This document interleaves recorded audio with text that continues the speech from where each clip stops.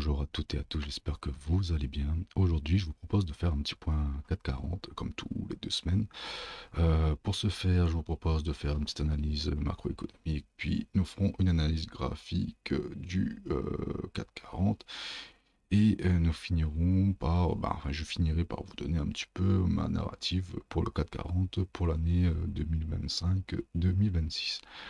Comme d'habitude, si vous appréciez ce que je fais, n'hésitez pas à liker et à partager cette vidéo. Je vous remercie beaucoup. Je remercie beaucoup les gens qui le font. Et par ailleurs, n'hésitez pas aussi à nous suivre sur les différents réseaux sociaux. Le lien se trouve en bas de la description de la vidéo. Et je vous remercie beaucoup pour ceux qui viennent s'abonner à mon Twitter notamment, enfin X maintenant.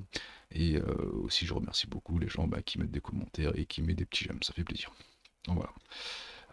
Ceci étant dit, alors les datas économiques de l'Europe, on va dire ça comme ça, de la France de manière générale. Alors, previous month, donc le mois dernier en Europe, nous avons eu, moi c'est un chiffre que je surveille d'assez près, les chiffres de l'inflation, pardon, les chiffres du PIB, donc le produit intérieur brut. Alors, on peut voir que on avait un forecast à 0,2, donc on a eu un PIB un peu plus supérieur à ce qui est attendu, mais c'est pas fou non plus. Pareil pour, alors ça doit être le semestriel ou trimestriel, et ça c'est le yearly, donc annuel. Donc là on peut voir que bon, l'inflation commence à éventuellement avoir un petit rebond. Donc là on peut voir que, alors j'ai mis en annuel, on peut voir que pour le Q2 de cette année, éventuellement un léger rebond.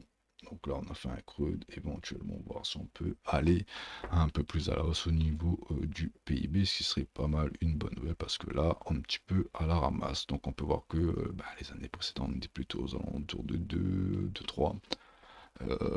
Donc là, on est à 0,6, 0,7, donc c'est pas terrible. De plus, qu'est-ce qu'on peut dire en France? On peut voir que l'inflation est très faible, ce qui n'est pas forcément une bonne chose. L'inflation, pour qu'elle soit pas pénalisante pour un pays, doit être aux alentours de 2. Là, on est bien en deçà. En Europe, on est à 2, donc c'est plutôt pas mal. Après, qu'est-ce qu'on peut rajouter aussi? C'est que les taux d'intérêt sont restés pareils. Donc là, on est à 2,15. Est-ce qu'on a diminué par rapport à la dernière fois? Mais juillet, non. Si on a baissé un petit peu. Donc voilà. Donc taux d'intérêt qui n'arrête pas de baisser. Tout ça pour dire que moi, ce que j'en vois, enfin de mon analyse, moi je vois que l'Europe, faible croissance en Europe. Alors les chiffres, est-ce qu'on a les chiffres de l'emploi en Europe? Ça serait pas mal de regarder.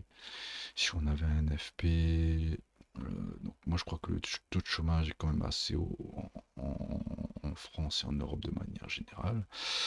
Bref, mais voilà, en gros l'économie française va très mal, l'économie européenne est plutôt moyen.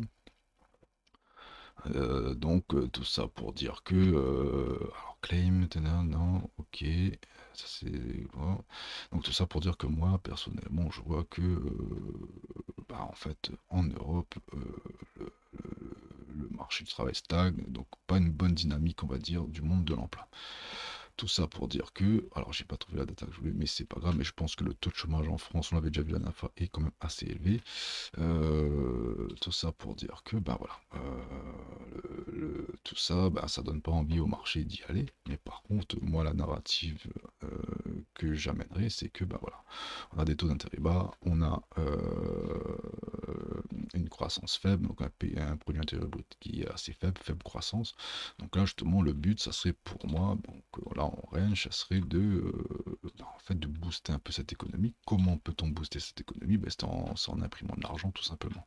Donc, taux d'intérêt bas, donc à 2%. Donc là, on peut imprimer de l'argent à 2%.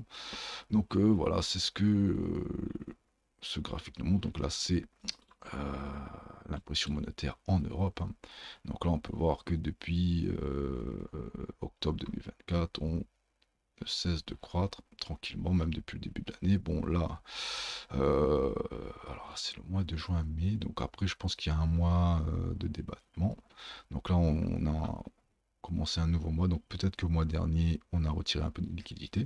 Donc là, un nouveau mois commence. Donc là, il faudrait voir le mois prochain qu'est-ce que ça donne. En tout cas, on a imprimé aux alentours de 400 milliards.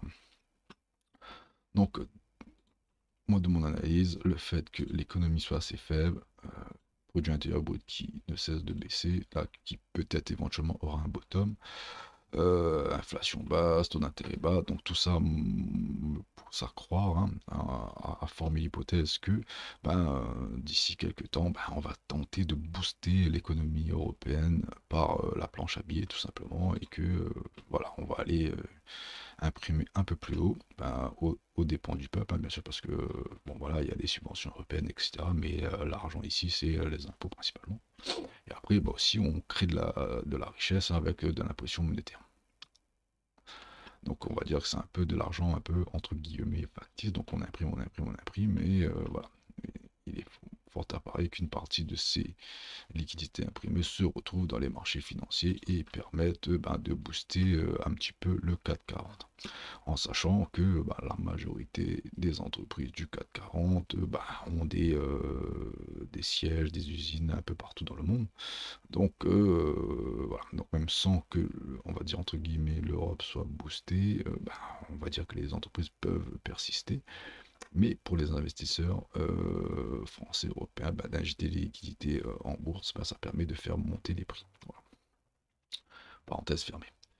Donc, tout ça pour dire que moi, là, aujourd'hui, donc là, si on passe à l'analyse graphique, là, on voit que le 440 est dans un canal en mensuel, hein, donc là, depuis février, donc Covid, on va dire ça comme ça, on monte tranquillou, on monte, on monte, on monte dans ce canal.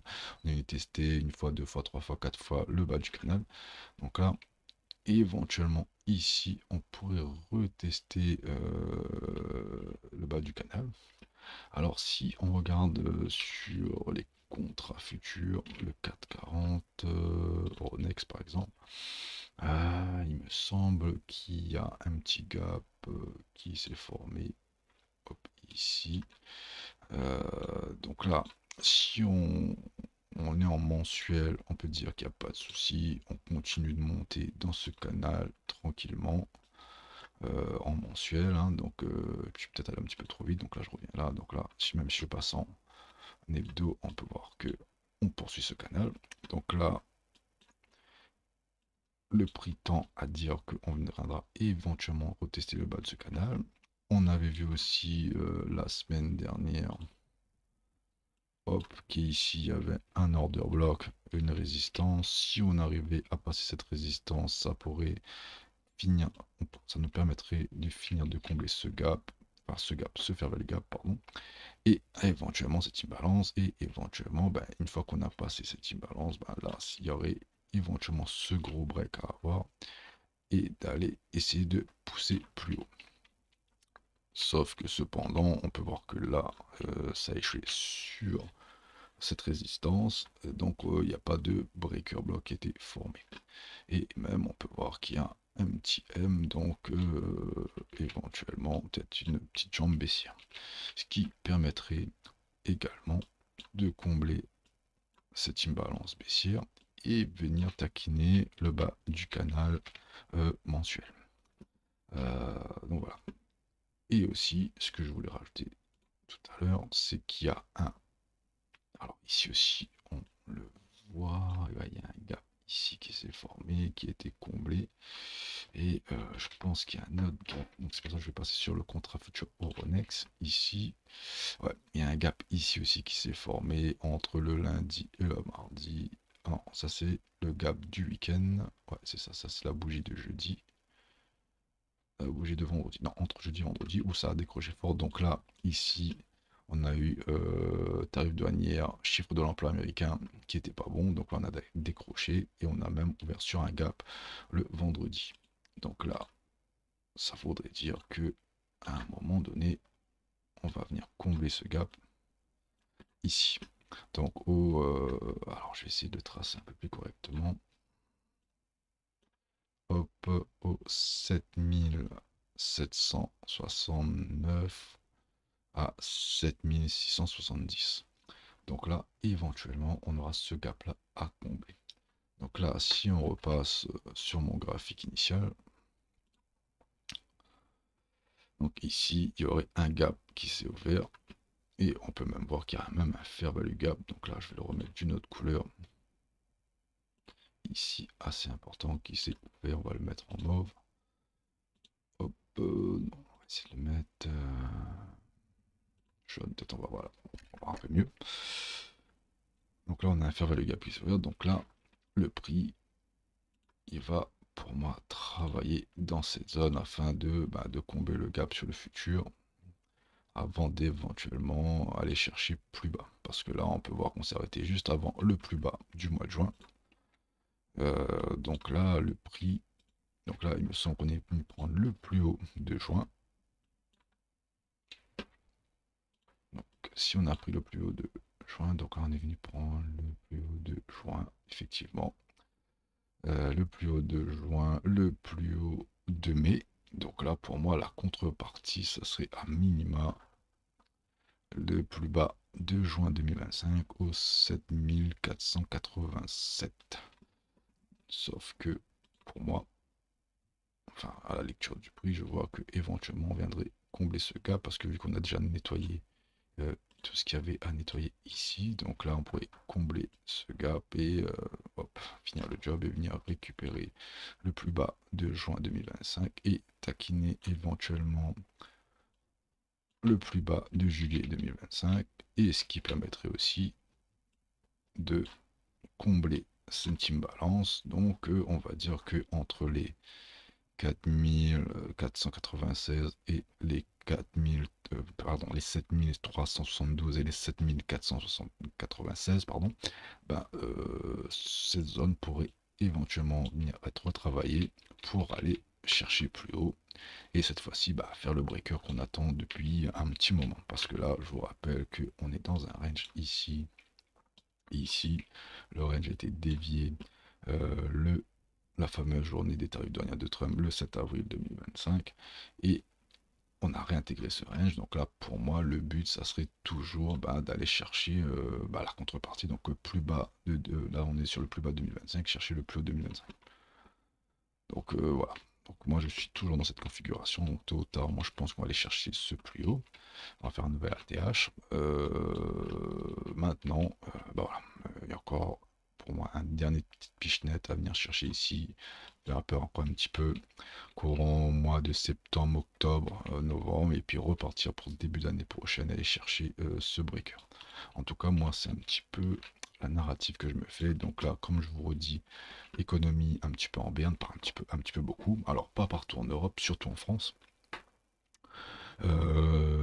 Inflation faible, taux d'intérêt en Europe faible. Donc pour moi, 4,40 qui range depuis, il me semble, octobre 2000, non, début 2024, ouais, c'est ça, depuis 2024, on a fait un ATH, on a refait un nouvel ATH, mais en range.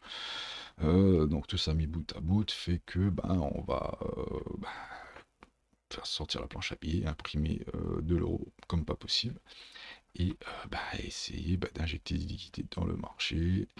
On a les taux d'intérêt qui sont bas, on a l'inflation qui est basse, donc voilà, on pourrait stimuler un peu l'économie et relancer l'économie française, et une partie de ces liquidités se retrouverait sur les marchés financiers, et ça nous permettrait de nettoyer cette zone,